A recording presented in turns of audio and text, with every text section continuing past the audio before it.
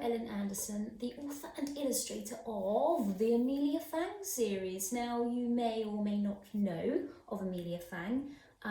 It's about a little vampire who goes on lots and lots of adventures with her friends Florence Grimaldi and Tangine. And the most recent book in the series that came out this month is Amelia Fang and the Trouble with Toads. And I am going to read a little snippet of this book to you today.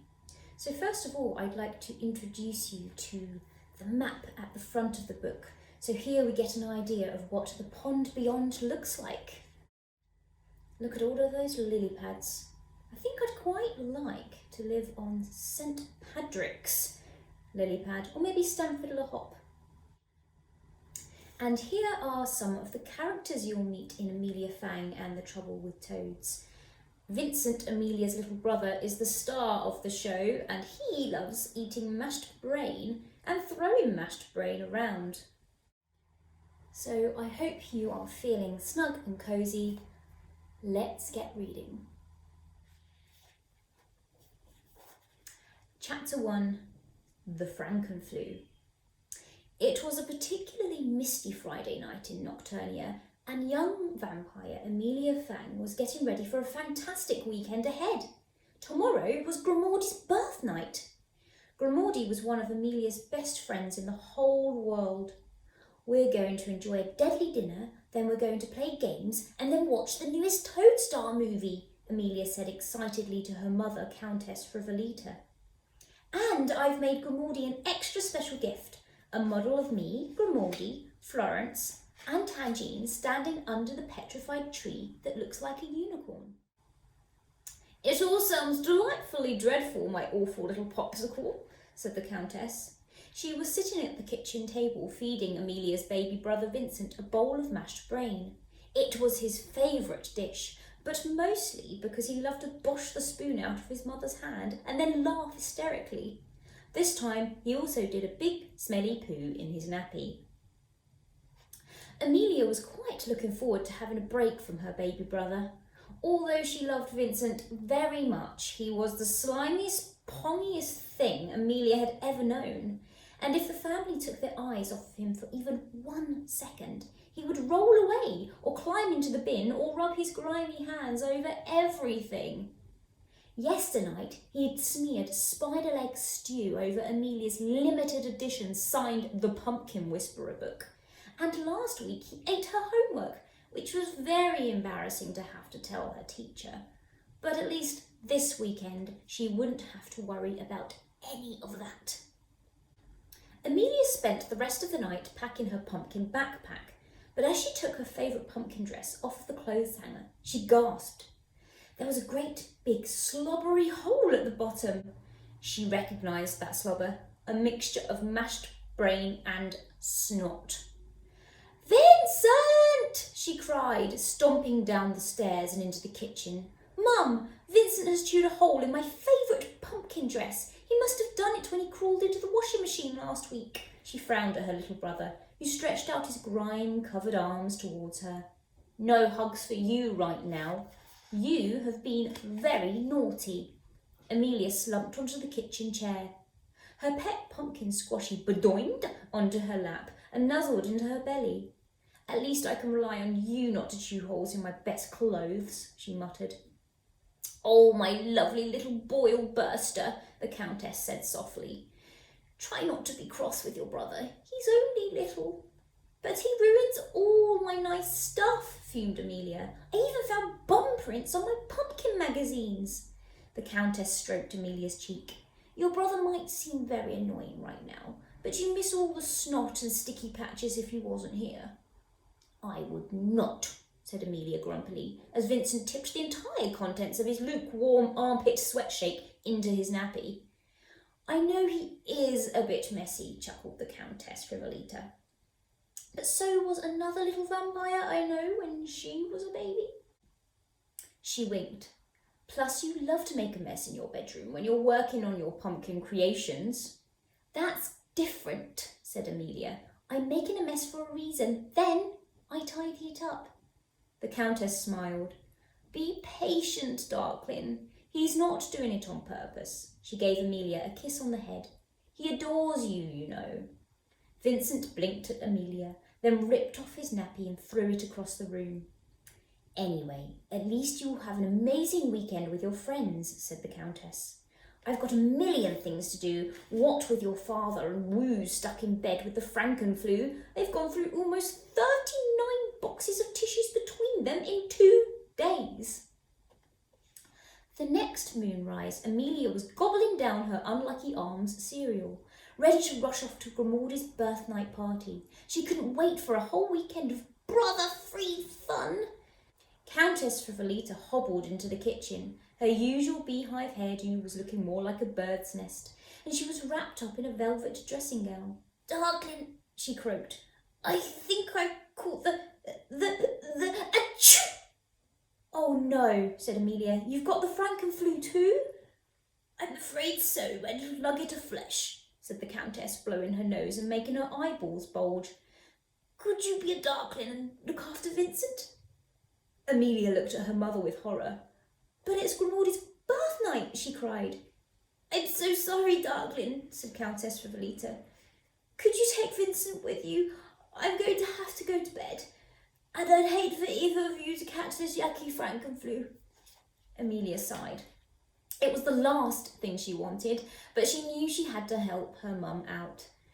"No worries," she said quietly. "It'll be totally fine." Out of the corner of her eye, Amelia spotted a stream of yellow liquid flying through the air. Just in time, she picked up the nearest saucepan and used it as a wee catcher. "Totally fine," she said with a very strained smile. Chapter 2, Scythe Cozy. "Happy birthnight!" cried Amelia as Grimaldi Reeperton opened the door of his family barge. "Amelia!" said Grimaldi.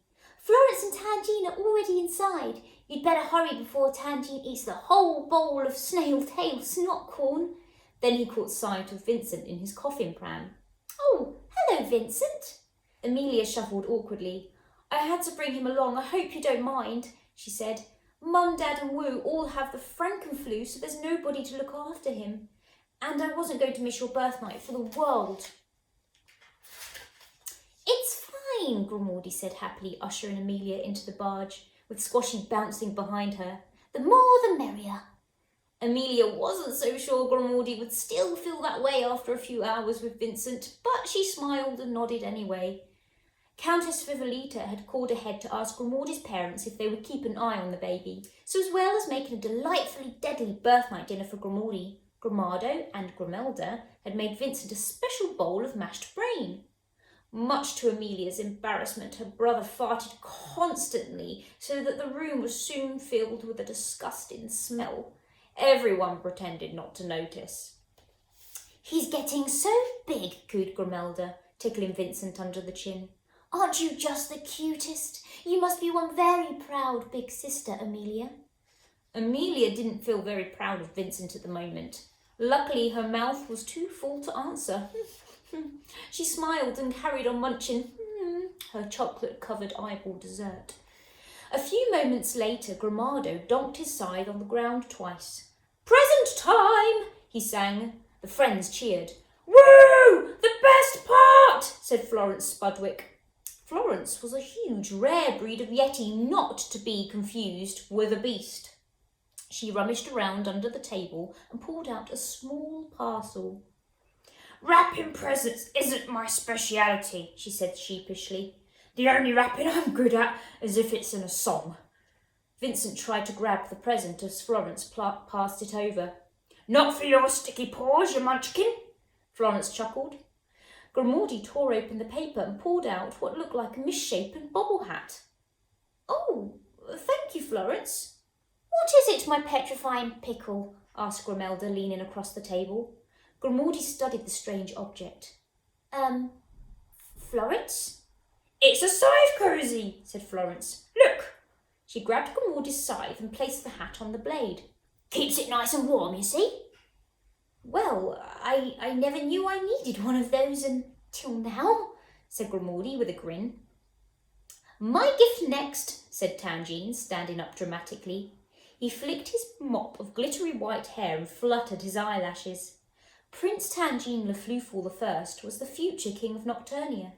As well as thinking himself one of the greatest creatures alive, he was also one of Amelia's greatest friends.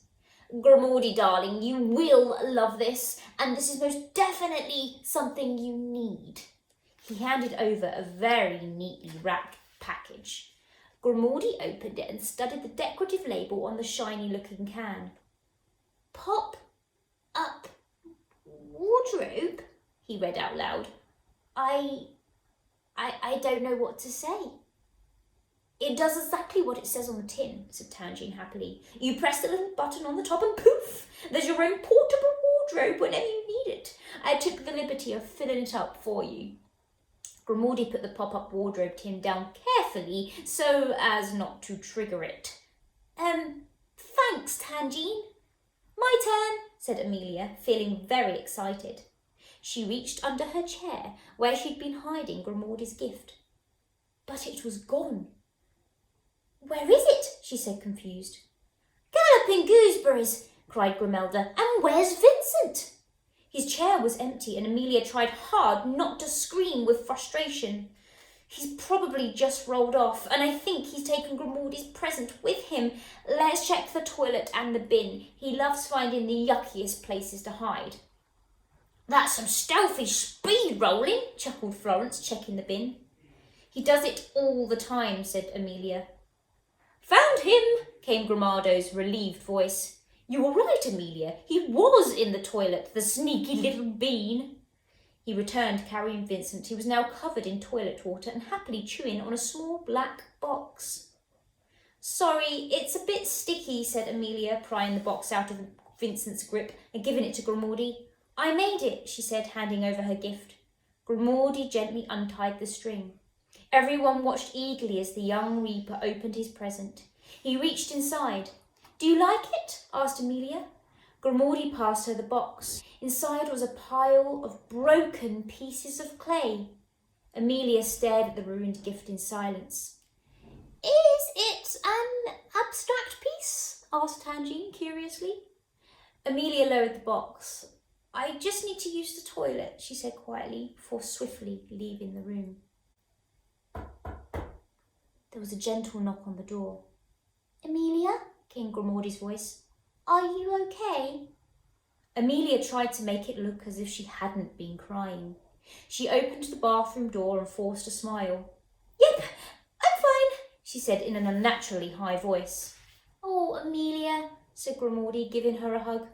Grimaldi was exceptionally good at hugs, and sometimes all you really needed was a cuddle. Amelia leaned her head on Grimaldi's shoulder. In case you were wondering, that crushed mess was actually the four of us standing under our favourite petrified tree. I spent ages making it out of eye-crusted clay, she sniffed. Vincent ruins everything. I just wanted to give you the perfect present. Grimaldi shook his head and smiled.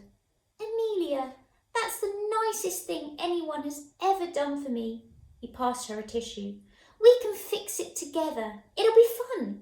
Now come on, let's go watch the new Toadstar film. I hope that you enjoyed that little snippet from Amelia Fang and the Trouble with Toads.